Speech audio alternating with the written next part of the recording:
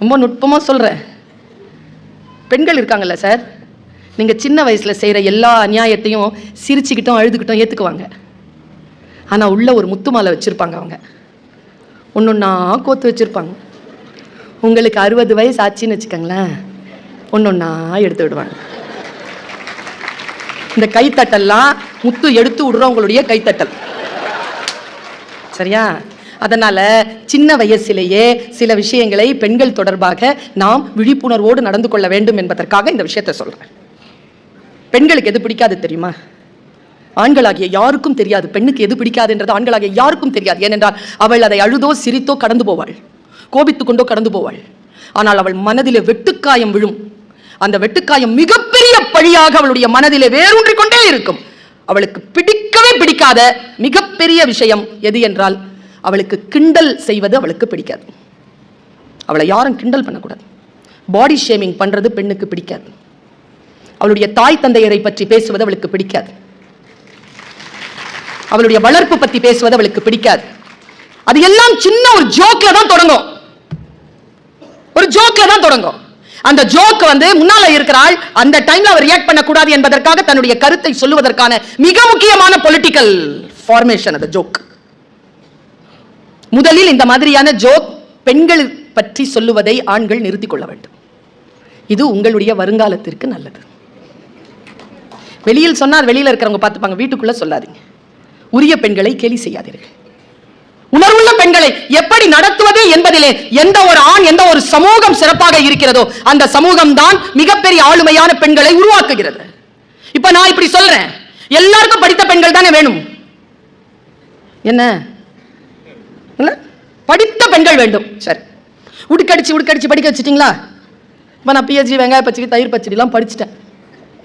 இப்ப எனக்கு நீங்க சொல்றதுக்கு முன்னாலேயே நீங்க என்ன சொல்ல வரீங்கிறது புரியுது. என்னை எப்படி நிர்வகிப்பது என்பது நீங்கள் பயிற்சி பெற்றீர்களா? ஏன் நீதிமன்ற வாசலில் குடும்ப கோர்ட்டுகளில் மக்கள் அலைமோத மாட்டார்கள்? ஒரு படித்த பெண்ணை எப்படி அனுமதிப்பது, எப்படி அவளை நிர்வகிப்பது என்பது இந்த காலத்தில் இருக்கக்கூடிய ஆணுக்கும் பெண்ணுக்கும் பயிற்சி அளிப்பது பெரிய விஷயம். ஒரு காலத்தில் கல்வி கொடுப்பது மட்டும்தான் பெரிய விஷயம். இன்றைக்கு கற்ற பெண்களை நிர்வகிப்பது என்பது குடும்பங்களில் மிகப்பெரிய விஷயமாக இருக்கிறது. ஆண்களும் பெண்களும் அதை கற்றுக்கொள்ள வேண்டும். இப்ப எப்படி கத்துக்கிறது நான் சொல்லட்டுமா? இப்ப நான் மேடையில் பேசுறேனா, என்ன பேசுறேனா, சைலண்டா இருக்கிறீங்க? அப்படிதாங்க. ஒரு மீட்டிங்க்கு போயிருந்தேன், மைக்ல பேசினா கேட்கல. அந்த தம்பி கிட்ட சொல்றேன், என்னப்பா பேசினா கேட்கல. அது ஸ்பீக்கர் லூசு மேடம். ஓ, அதுவும் ஸ்பீக்கர், நானும் ஸ்பீக்கர். பாருங்க, கவனமா கேளுங்க. பெண்கள், நான் நல்லா பேசுறேன்ல, சத்தமா பேசுறேன்ல, வீட்டில் இப்படி பேசினேன்னு வச்சுக்கோங்களேன், என் அண்ணன் சொல்வார், என்னது இது, இதெல்லாம் மேடையில் வச்சுக்கோ. மேடையில் 4 பேர் கை தட்டுவாங்க. வீட்டில் இதெல்லாம் செல்லுபடி ஆகாது. எங்க அண்ணன், என் வீட்டுக்காரர் எப்படி சொல்லுவார் தெரியுமா? என் அண்ணனோட நான் 3 நாள் பேச மாட்டேன். எனக்கு நான் அவனுக்கு தான் பிரச்சனை, அவனுக்கான வேலைகளை நான் செய்ய மாட்டேன்.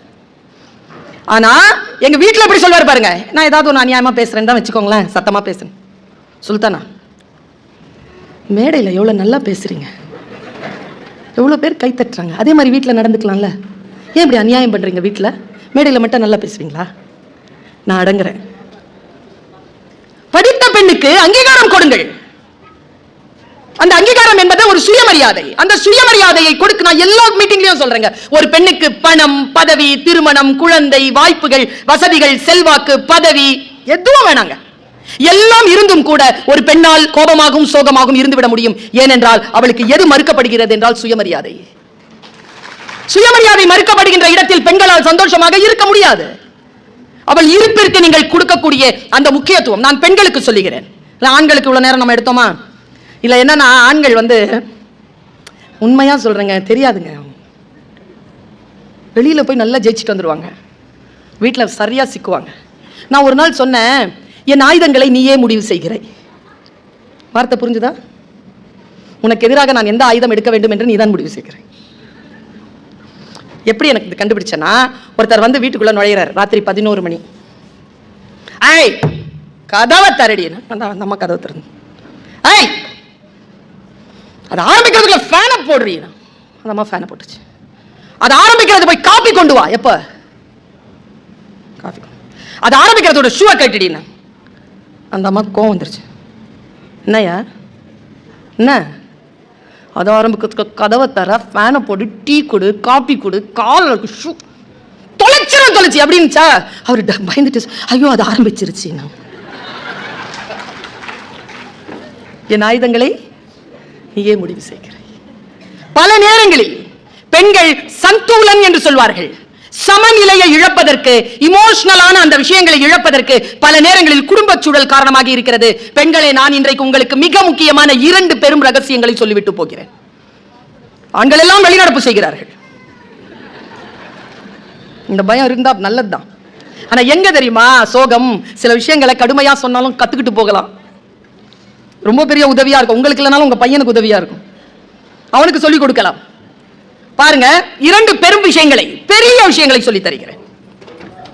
பெண்கள் முக்கியமாக வாழ்க்கையில் நாம் உடல் மற்றும் உள்ள நோய்படாமல் இருக்க வேண்டும் என்றால் நாம் செய்ய வேண்டிய முதல் பணி, நான் இது சொல்லுவது. நான் சொல்லுகின்ற இந்த வார்த்தையில் எத்தனை பேருக்கு உடன்பாடு இருக்கிறது என்று எனக்கு தெரியாது. 20 ஆண்டுகளுக்கு முன்னால் இருந்த எந்த அடிமை சூழலும் இன்றைக்கு இல்லை. நினைத்தால் அந்த அடிமை தலையிலிருந்து வெளியில் வருவதற்கான வாய்ப்புகளை சமூகம் கொடுத்திருக்கிறது. வராமல் இருப்பது அவரவர்களுடைய சாய்ஸ். அடிமை தலையிலிருந்து வெளியில் வருவது என்பது மிகப்பெரிய விஷயம். அதனால் தான் பாரதியின் வார்த்தையை நான் என் நெஞ்சத்திற்குள் அடிக்கடி நான் சொல்லிவிட்டேன். என்று தனியும் இந்த சுதந்திர தாகம், என்று மடியும் என் அடிமையின் மோகம். பெண்களுக்கு அடிமை தலையில் இருக்கின்ற மோகம் இருக்குல்ல, அது முதல்ல கட்டாகணும். ஒரு கம்ஃபர்ட் ஜோன்ல அவங்க இருக்கிறதுல அவங்களுக்கு எப்பவுமே ஒரு சோகம், ஒரு மோகம் இருக்கு. நான் அந்த அடிமை தலையில் இருக்கிறேன் என்பதிலே அவர்களுக்கு ஒரு பெருந்தன்மையும் உண்டு, பெருமையும் உண்டு, சோகமும் உண்டு, துன்பமும் உண்டு. இந்த ஹிப்போக்ரைசில இருந்து அவங்க வெளியில வரணும். வெளியில் வர வேண்டும் என்றால் நான் ஒரு சிறிய விஷயத்தை உங்களுக்கு 2 விஷயத்தை சொல்லிட்டு போறேன். நம்பர் 1, புத்தன் உட்கார்ந்திருக்கான். இது எல்லா பெண்களுக்கும். ஆண்கள் கற்றுக்கொள்ளுங்கள். முக்கியமா பெண்கள், நிறைய கிரவுட், பெரிய கிரவுட் இருக்கு, பெண்கள் கிரவுட். இன்றிலிருந்து என் சகோதர சகோதரிகளை, என் தாய்மார்களே, இந்த சகோதரி சொல்லுகின்ற இந்த குவாலிட்டியை மட்டும் மனசுல வச்சுக்கோங்க. நான் வச்சிட்டு இருக்கேன். என் தகப்பனார் இறப்பதற்கு முன்னால் சொல்லிவிட்டு போன ஒரு செய்தி, எதை நீ பிராக்டிஸ் பண்ணலையோ அதை மேடையில சொல்லாத. நான் இதை பிராக்டிஸ் பண்றேன், அதனால சொல்றேன். இந்த உலகத்தை பாருங்கள், வாய்ப்புகளை உற்று நோக்குங்கள், மன்னித்து விடுங்கள். துன்பப்பட்டால் மறக்காதீர்கள். மறந்துடுங்கன்னு சொல்லுவாங்க நிறைய பேர். மறந்துட்டீங்கன்னா இன்னொரு வாட்டி அதே அடி வாங்குவீங்க. ஞாபகம் வச்சுக்கோங்க, மன்னிச்சிருங்க. அவங்களுக்காக இல்ல, நாம நிம்மதியா இருக்கணுங்கிறதுனால மன்னிச்சிருங்க. அடுத்த கட்டத்துக்கு போய்கிட்டே இருங்க. But stay alert. நான் இத பல இடங்கள்ல சொல்லி கொடுத்திருக்கேன். ஏ ஒருத்தர் இருக்கிறார், பி ஒருத்தர் இருக்கிறார். ஏ பியை நம்புறார், பி ஏவை ஏமாத்துறார். யார் வெட்கப்பட வேண்டியவர்? வெட்கப்பட வேண்டியவர் யார்? ஏ இருக்கிறார், ஏ பியை நம்புகிறார், பி ஏவை ஏமாற்றுகிறார். வெட்கப்பட வேண்டியவர் யார்? பி. தெரிஞ்சிருச்சு ஏக்கு, பியை விட்டு விலகிட்டார்.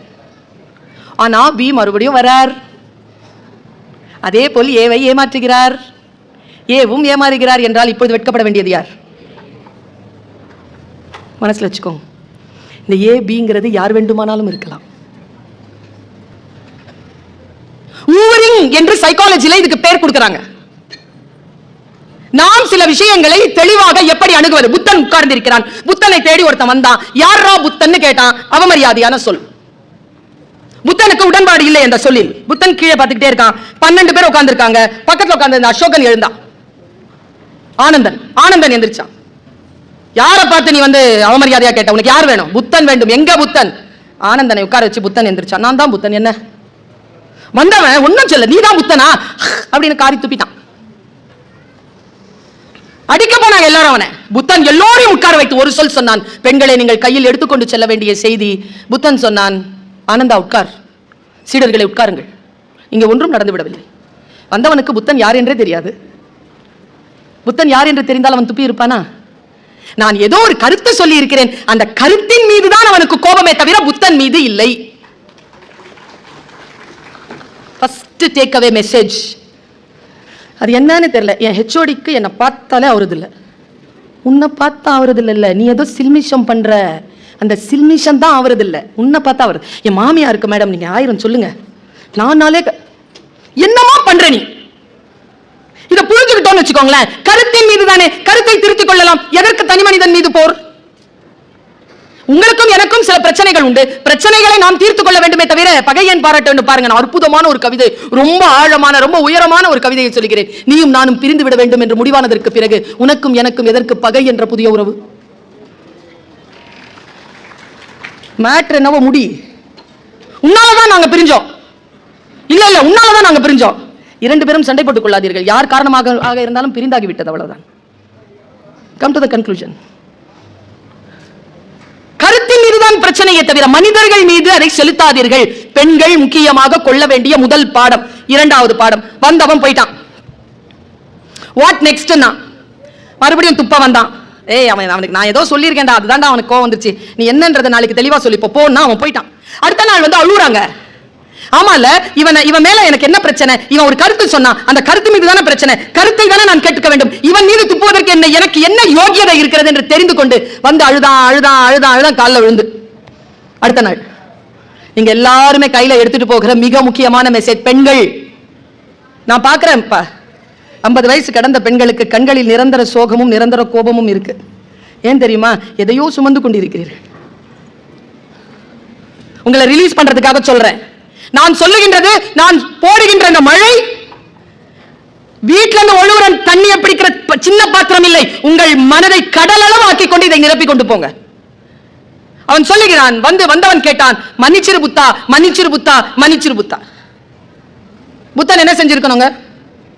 சொல்லுங்களேன், என்ன செஞ்சிருக்கணும்? புத்தன் என்ன செய்யணும்? மன்னிக்கணும் தானே? புத்தன் சூப்பருங்க. புத்தன் இஸ் a குரு. உங்களையும் போல என்னையும் போல அல்ல. அவன் குரு, அவன் பரமாச்சாரியானவன், மிகப்பெரிய குரு. அவன் சொன்னான், முடியாது, உன்னை என்னால் மன்னிக்க முடியாது. வந்தவன் கேட்டான், ஏன்? என்ன பதில் பாருங்களேன். நீ துப்பியது நேற்று, நீ துப்பிய எச்சில் இதுவரைக்கும் நான் கன்னத்திலேயே வைத்துக் கொண்டு கோபப்பட நான் என்ன முட்டாளா? நீ துப்பிய எச்சில் கடலில் கலந்து விட்டது. ஏனென்றால் நான் ஓடிக்கொண்டிருக்கும் கங்கையாறு. ஹே அப்பா, நான் ஓடிக்கொண்டிருக்கும் கங்கையாறு, நீ துப்பிய எச்சில் அந்த கடலில் கரைந்து விட்டது. இதோ நான் பேசிக் கொண்டிருக்கிறேனே, இதுவும் கடலில் கரைந்து போகும். அதற்காகத்தான் சொல்லுகிறேன், நினைவு விளைத்துக்கொள், இதுவும் கடந்து போகும்.